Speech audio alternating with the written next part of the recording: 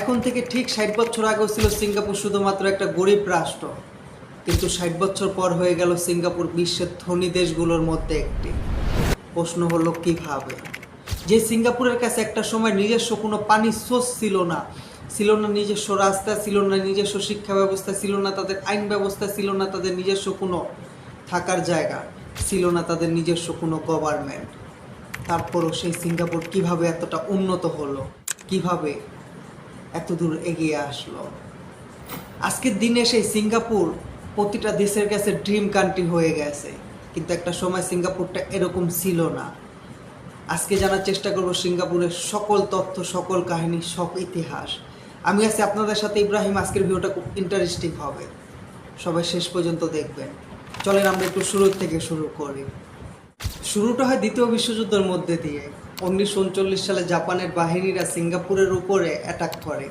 তখন সিঙ্গাপুরের সম্পূর্ণ নিয়ন্ত্রণ ছিল ব্রিটিশদের হাতে, এবং ব্রিটিশদের হারিয়ে জাপান সিঙ্গাপুর দখল করে ফেলে। জাপান সিঙ্গাপুর দখল করার পর থেকে টানা কয়েক বছর সিঙ্গাপুরের উপরে শাসন চালায় এবং সিঙ্গাপুরের মানুষদের উপরে নির্যাতন করে। 1945 সালে যখন দ্বিতীয় বিশ্বযুদ্ধ শেষ হয়ে যায়, তখন সিঙ্গাপুর ছেড়ে সব জাপান বাহিনী চলে যায়। তখন আবার সিঙ্গাপুরের উপর নিয়ন্ত্রণ নেয় ব্রিটিশেরা। ব্রিটিশরা যখন সিঙ্গাপুরের উপরে নিয়ন্ত্রণ নেয়, তখন সিঙ্গাপুরের অবস্থা ছিল খুবই খারাপ।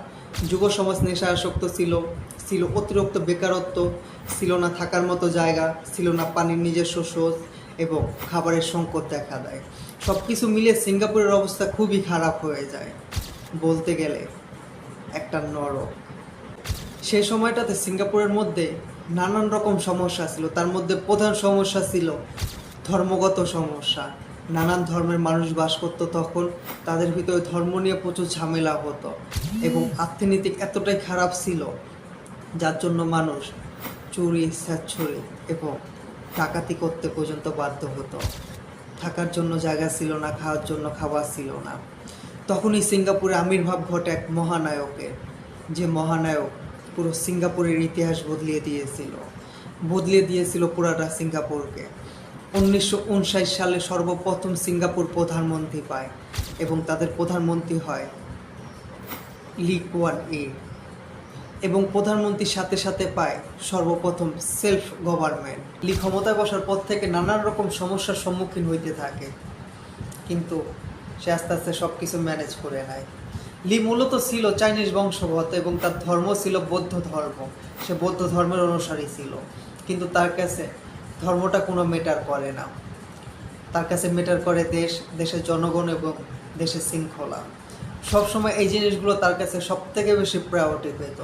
লি ক্ষমতায় বসার পর থেকে অনেক বড় বড় সিদ্ধান্ত নেয়। তার মধ্যে অন্যতম সিদ্ধান্ত ছিল যে সিঙ্গাপুর মালয়েশিয়ার সাথে যুক্ত হবে, কারণ তখন সিঙ্গাপুর একটা ছিল দ্বীপরাষ্ট্র, এবং সিঙ্গাপুরের আশেপাশে যত দেশগুলো ছিল সব মিলিটারি পাওয়ারের দিক দিয়ে অনেক আগানো ছিল সিঙ্গাপুরের হিসাবে। এবং সিঙ্গাপুরে খাবারের সংকট ছিল, অর্থনৈতিক অবস্থা খুব খারাপ ছিল, পানির সোর্স পর্যন্ত তাদের ছিল না। সব কিছু বিবেচনা করে লি সিদ্ধান্ত নেয় যে মালয়েশিয়ার সাথে যুক্ত হয়ে যাবে। 1963 সালে সিঙ্গাপুর মালয়েশিয়ার সাথে যুক্ত হয়।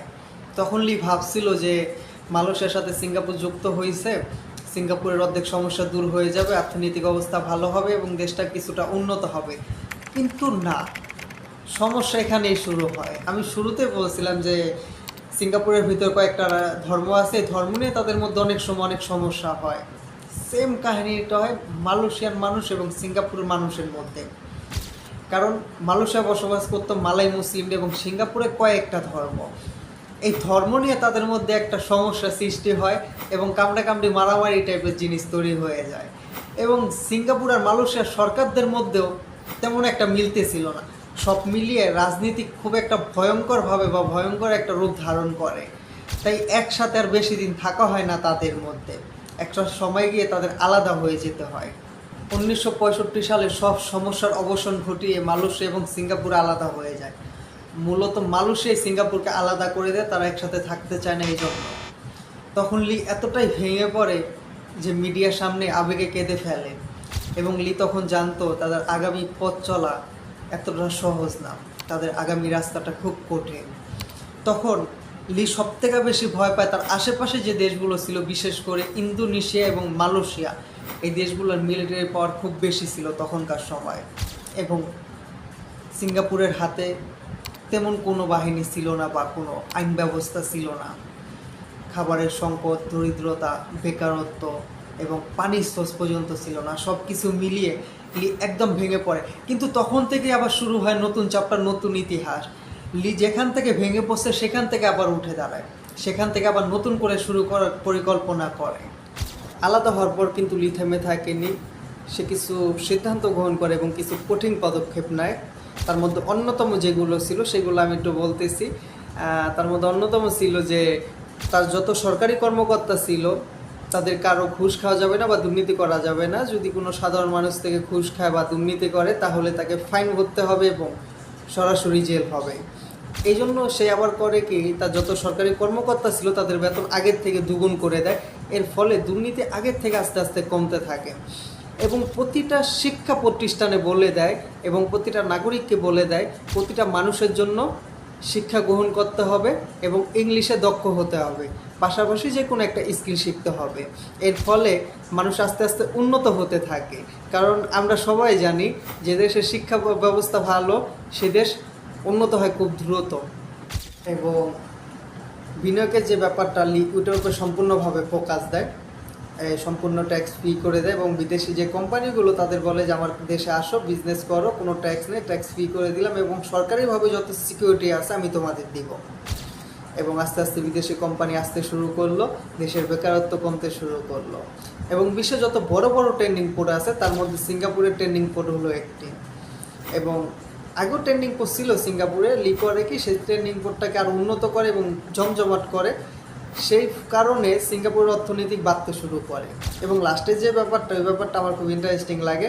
কিছু অ্যাপার্টমেন্ট উঠায়, কিছু বিল্ডিং উঠায়, ওঠানোর পর যে মানুষগুলো বস্তিতে থাকতো তাদের নিয়ে ওই অ্যাপার্টমেন্টে রাখা হয় এবং যত বস্তিগুলো ছিল সব ক্লিয়ার করা হয়। এর কারণে সিঙ্গাপুরের দুর্গন্ধ, আবর্জনা কমতে শুরু করে, দেশটা আস্তে আস্তে পরিষ্কার হইতে শুরু করে।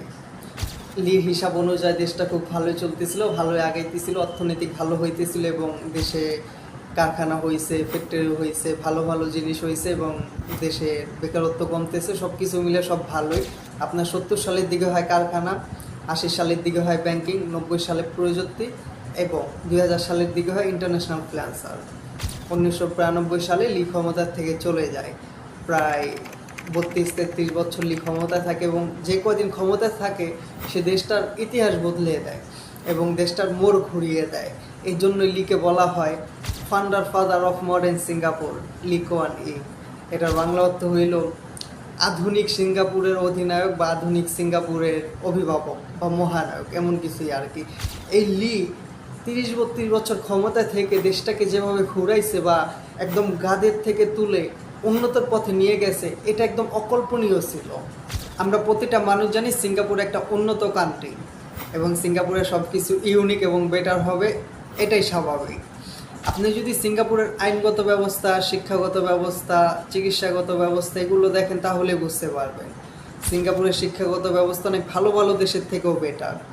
সিঙ্গাপুরের চিকিৎসা এতটা ইউনিক, আপনার মনে করেন প্রতিটা হসপিটাল এবং ক্লিনিকের মধ্যে সব ইউনিক ইউনিক সরঞ্জাম আছে এবং সব সরকারি সীমিত টাকায় ভালো ট্রিটমেন্ট করানো যায় এবং সিঙ্গাপুরের আইন খুবই কঠোর। আপনার রাস্তাঘাটে যদি ময়লা ফালান তাহলে ফাইন ভরতে হবে। এর জন্য আপনার 1992 সালে সিঙ্গাপুরে চিংগাম ব্যান করে দেওয়া হয়েছে এবং আপনি যদি মাদক নিয়ে ধরা পড়েন তাহলে আপনার জেল হবে প্লাস ফাইন ভরতে হবে এবং আপনি যদি বড় কোনো কিছু করেন তাহলে আপনার ফাঁসি পর্যন্ত হইতে পারে। এতটা কঠোর সিঙ্গাপুরের আইন। এবং আপনার ছিনতাই করা, চুরি করা, পকেট মারা, চাকু দেখিয়ে সব রেখে দেওয়া, ডাকাতি করা এগুলো সিঙ্গাপুরে নাই, একদমই নাই। কারণ সিঙ্গাপুরের আইন এতটাই কঠিন যেটা বলার মতো না। এর জন্য সিঙ্গাপুর এতটা নিরাপদ। আপনাদের সাথে আমি একটা ইন্টারেস্টিং ব্যাপার শেয়ার করি। আপনার আমেরিকার প্রেসিডেন্ট ট্রাম্প, রাশিয়ার প্রেসিডেন্ট পুতিন, কোরিয়ার প্রেসিডেন্ট কিম, আপনার চায়নার প্রেসিডেন্ট শি জিনপিং, আপনার যত বিশ্বের বড় বড় প্রেসিডেন্টগুলো আছে তারা মূলত মিটিং করার জন্য বা সাক্ষাৎ করার জন্য চয়েস করে সবাই সিঙ্গাপুরকে। কারণ সিঙ্গাপুরের সিকিউরিটি এবং সিঙ্গাপুর খুব ভালো প্রোডাক্ট দিতে পারে। এই জন্য বলা হয় পৃথিবীর ভালো বড় বড় দেশের থেকেও সিঙ্গাপুর বেশি নিরাপদ এবং এশিয়ার ভিতরে সিঙ্গাপুর সব থেকে বেশি নিরাপদ। আচ্ছা, আমরা অনেকে ভাবি না যে সিঙ্গাপুর মূলত কোন ধর্মের দেশ, মানে মুসলিম, হিন্দু, খ্রিস্টান, বৌদ্ধ বা কোন ধর্মের। মূলত সিঙ্গাপুরে সব ধরনের মানুষ বাস করে। যেরকম আপনার চীনা বৌদ্ধ আছে, মালাই মুসলিম আছে, আপনার খ্রিস্টান আছে, ইন্ডিয়ান, তামিল, হিন্দু আছে, নানান ধর্মের মানুষ মিল্লা বাস করে। এটা আমি শুরুতেও বলছিলাম, কিন্তু শুরুতে যে ঝামেলা হইতো এই দেশের মধ্যে ধর্ম নিয়ে, সেই ঝামেলা এখন আর হয় না। কারণ দেশের সরকার ধর্ম নিয়ে কাউকে রাজনীতি করতে দেয় না। সবাই দেশের নাগরিক, সবার অধিকার আছে, সবাই সরকারের কাছে সমান। এর জন্য এখন আর ধর্ম নিয়ে তেমন একটা বেশি ঝামেলা হয় না। বর্তমানে সিঙ্গাপুরের জিডিপি কত জানেন? জানলে হয়তো অবাক হয়ে যাবে। তার আগে বলি, সিঙ্গাপুরে বর্তমানে বসবাস করে আপনার 6 মিলিয়ন পিপল বা 7 মিলিয়ন পিপলের আশপাশ, আপনার 60 লাখ বা 70 লাখের কাছাকাছি। এবং বর্তমানে 2026 সাল অনুযায়ী সিঙ্গাপুরের জিডিপি $500 বিলিয়ন, যেটা বাংলাদেশের থেকেও বেশি। বাংলাদেশের সম্ভবত বর্তমান জিডিপি আপনার আছে 470 বা 472 বিলিয়নের কাছাকাছি। একবার চিন্তা করেন, বাংলাদেশের ঢাকার রাজধানী, মানে রাজধানী থেকে কিছুটা বড় একটা দেশ, ওই দেশের জিডিপি পুরো বাংলাদেশের থেকে বেশি। এবং এই দেশের প্রতিটা মানুষের মাথা পিছু আয় হলো আপনার 70 থেকে 80 হাজার ডলারের আশপাশ।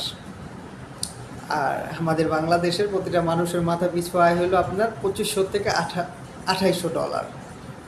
একবার চিন্তা করেন কি পরিমাণ উন্নত হয়েছে এবং কি পরিমাণ স্ট্রাগল করছে এই দেশের মানুষগুলো।